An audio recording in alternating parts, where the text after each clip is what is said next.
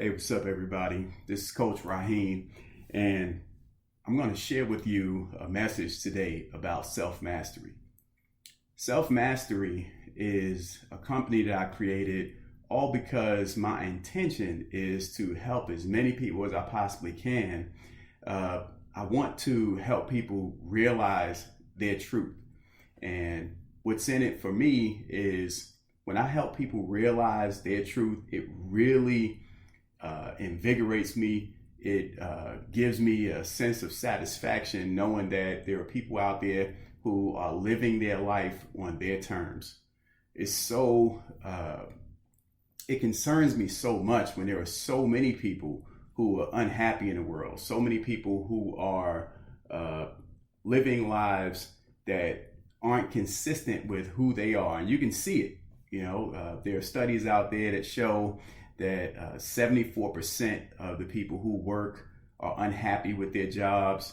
And, I just think that that's the reason why we have so many issues in this world, because everybody is so focused on trying to be something that they're not. And in the process of trying to be something that they're not, they're trying to be someone else. And we're not really designed that way. Other people give us an idea about who we are and what we can do, but not to the point where we should be trying to be them or trying to put ourselves in their shoes. We're just not good at that. And what we're actually good at is being ourselves, but through social programming and culture, our families, our friends. Unfortunately, these people love us, but nobody can really do a good job at helping you to be yourself, except for the fact that they are constantly, continually reminding you to be yourself. And that's not easy to do, because we're all filters. We got to face it. It's an art and a science to helping other people that most people just aren't trained in or really think about, because we try to make people over in our own image. And you have to be cognizant of that. You have to practice the mind of completely selflessly helping someone in a way that serves their purpose in their own right. So let's start. How do you develop the ability to master yourself, to become or practice what I call self-mastery? First, it starts with knowledge of self. Knowledge of self is so basic and so fundamental, but we move past that because it seems so easy. We take it for granted. Things that we receive easily, we kind of assume will always be there. It's like a relationship that you're in. And, when you first meet the person, you're very careful and cautious. If you're a guy, you don't want to upset her. If you're a girl, you don't want to push him away, so you're very considerate. But over time, you kind of assume that this person will always be there. And then here comes all of the stuff being the things that you begin to hold down. Yeah, I can't tolerate this. I won't go for that. And then next thing you know, the other person is thinking, well, I don't know if this is going to work for me. And actually, that's a good thing, because once again, we're not really designed to give ourselves away so much that we're not ourselves. So the first step in self-mastery is knowledge of self, knowing who you are, and then honoring and protecting yourself from all of the distractive forces in the environment. You got to get very clear about your truth. Getting clear about your truth means knowing who you are and having that picture, that image in your mind as often as you possibly can. Don't allow yourself to be distracted by images or by, smiling faces, people who you see who seem to be enjoying life. And you may look at them and go, oh, you know what? I think I want to do what they're doing. Or you're influenced by them because they seem to be enjoying life. Keep in mind, everybody has a mask on. We all do. Some people may not want to own that, but it's just the truth. And the person who says that they don't, you can make up your mind as to if you want to believe them or not, right? But self-mastery, true self-mastery, is freedom. Now, freedom in the sense of the truest sense. Freedom as in you master your abilities, the things that you are and the gifts that you have, to the point to where you can use them to serve yourself and others.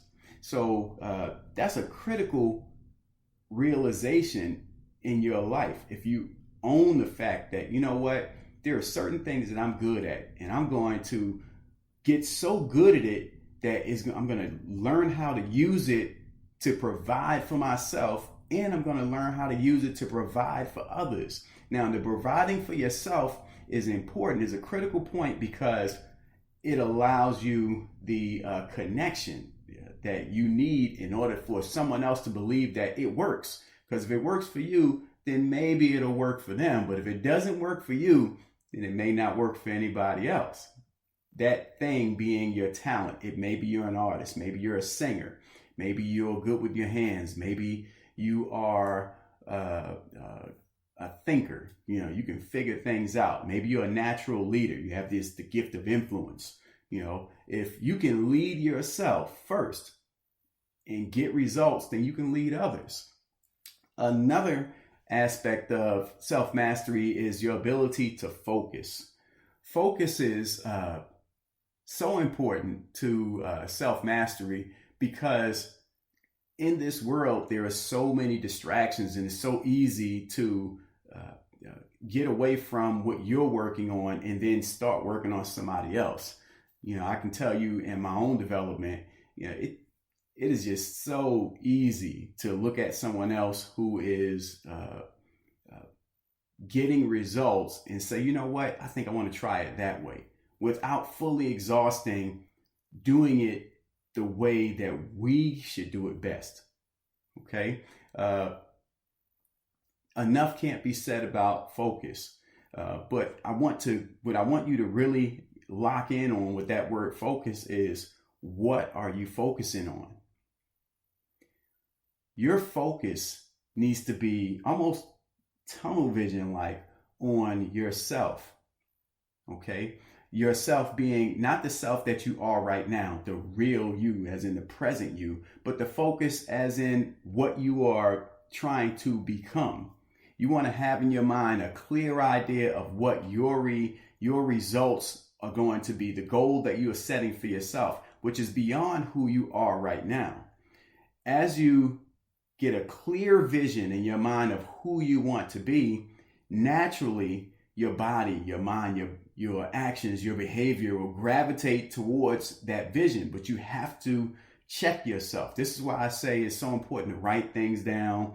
If you're an artist, or if you have the ability, or if your ability is limited, to draw out what you want, so that you can get a concrete idea of what it is that you're pursuing in life. And when it comes to distractions, you can more easily determine if this is something that belongs in your view. In other words, something that you should have an image of in your mind, or if it's something that you need to refocus away from. Okay, so you refocus on what you're trying to become. You don't want to fight against the thing that you don't want to become, because when we put work into fighting against the things that we don't want, we actually make it stronger. And you don't want to, resist something so much that it becomes strong. It becomes your vice. It's like, you can't think about anything else but that thing that you're trying not to be. That means that your focus is on the situation or the object that you're trying not to be. You want to instead just focus on what you're trying to be, and allow the things that you don't want to be to just kind of fall to the sideway. Kind of like when you're driving on the road, and if you're focused in the direction that you want to go, the car will go in that direction.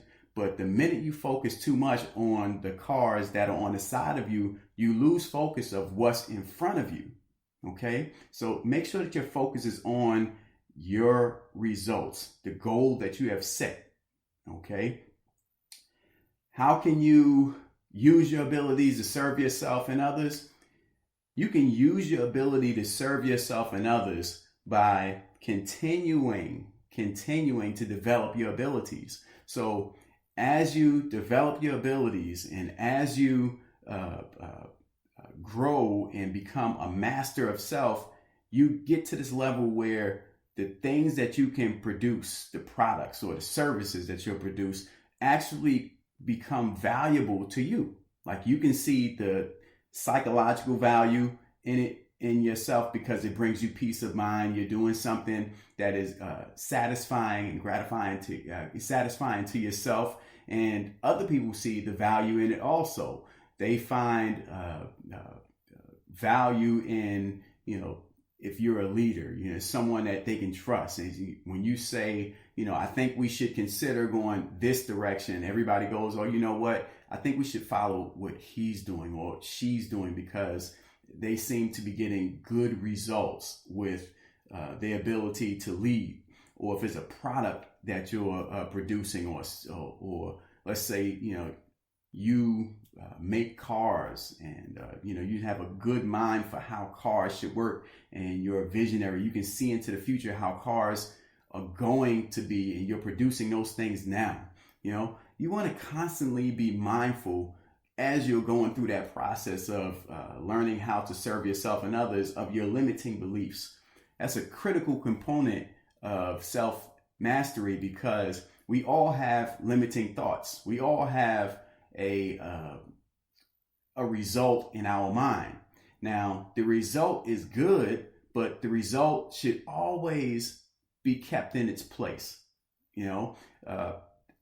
I understand and I appreciate the value of understanding and knowing what your results are, but you also want to give yourself the ability to surpass your results. Okay? Now, surpassing your results is acknowledging that you don't have a limiting belief, that you know that there's always a better way of doing things. This is why I'm very cautious about people who speak in terms of perfection. It has to be perfect. When you say perfect, what do you mean? Nothing is ever perfect, because things are always changing. There's always a better way of doing things. So, if you're in continuous improvement and continuous progress, you'll meet your results, because your results is on the line, along the line of your journey. It's on the path of your journey. And once you reach those results, don't be afraid to surpass it. Don't be afraid to move beyond your results. Every now and then, someone will make a tremendous discovery of something that is principle-based, something that stands the test of time. But those things are rare. So be cautious, once again, about limiting beliefs that, this is the only way to do something, because there's always a better way to do it. You must learn, or we must learn, to channel all of our abilities, and don't allow your focus to be all over the place.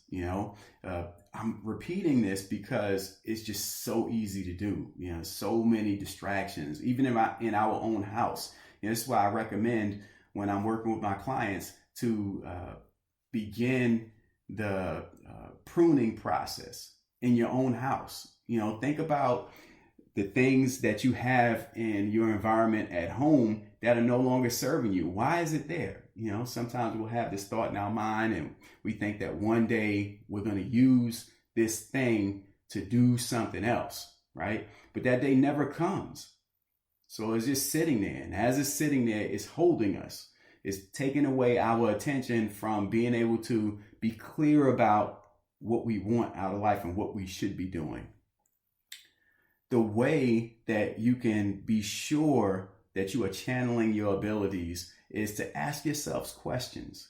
Ask yourself a question. What do I want? Am I doing the things that are going to bring me my goal, that are going to move me to my goal?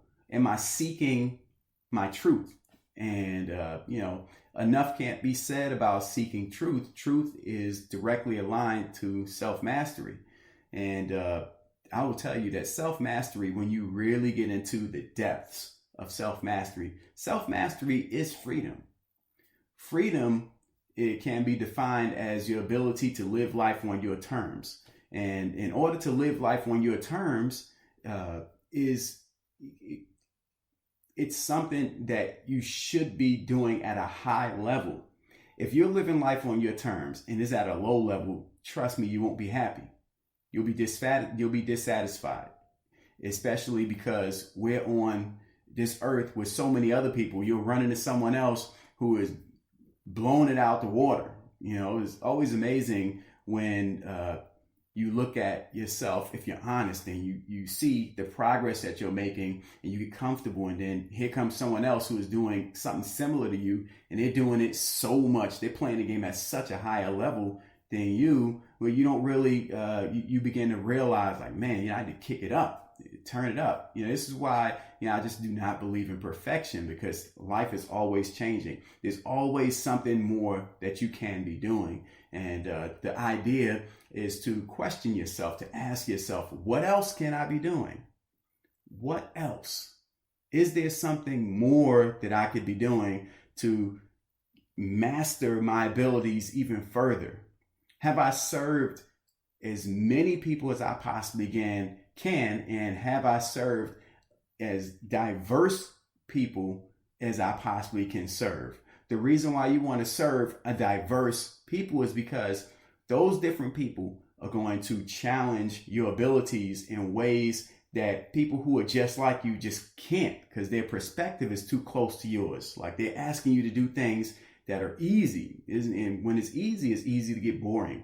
So you want to, as much as you can, try to stretch yourself, not too far, but stretch yourself in such a way where you ask yourself, am I maximizing? Am I getting my abilities or giving my abilities a chance to really stretch and grow, to see how far my natural abilities can go?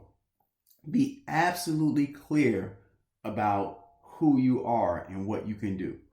Be very clear about that. Clear in the sense of, in your mind, you have an image of what you are going to do, an image of who you are. You are focused on what you want. Thoughts have gravity. So the image that you place in your mind, the colors, the textures, the sounds, the smells that you associate with becoming a self-master, with knowledge of self, is going to help you move in your purpose. It's going to help you stay focused on your path. You want your thoughts to move you in that direction. You don't want to be in a situation where your thoughts are not serving you. It's so much to be said about that. I can't really go into the depths of it in this video because I'd be doing this for hours. Your thoughts, such slippery things. They're like trying to hold on to a fish, that you just pulled out of the water with your bare hand, just so slippery. It's why it's so important to write things down. When you write things down, you take what's in your mind and you bring it into the physical form. You bring it into reality in the material world. So now you can touch it. You can look at it and say, this is who I am. And you can compare it and measure it. Be very honest with yourself. Be very clear about who you are. Allow yourself to be a master of your abilities. When I say allow yourself, I'm saying that knowing that most of us, if we're honest, we won't allow ourselves to be a master. By that, I mean that we spend so much time fighting against our own abilities because nobody else is doing what we were born to do. But that's natural. That's the nature of who we are. We're unique beings. We're not common. We're not the same as everybody else. So if you're looking for someone else to come along and say, hey, you're doing it just right, it's never going to happen. Not really. Somebody may say you're doing it right, but if they stick around long enough, they're going to eventually tell you that you're doing it wrong. Why? Because they don't have your story. Your story comes from inside of you, and it's very personal, just like their story comes from inside of them. So you have to be very careful about how much energy, how much power, how much influence you allow someone else to have over you, because their influence is not going to be your truth. It's going to be a perspective that they have about your truth. You have to measure and determine what's right for you and if you're going down the path that you should be going. Allow yourself to be a master of yourself. Don't fight yourself. Be reasonable, but don't fight against yourself. Know your truth.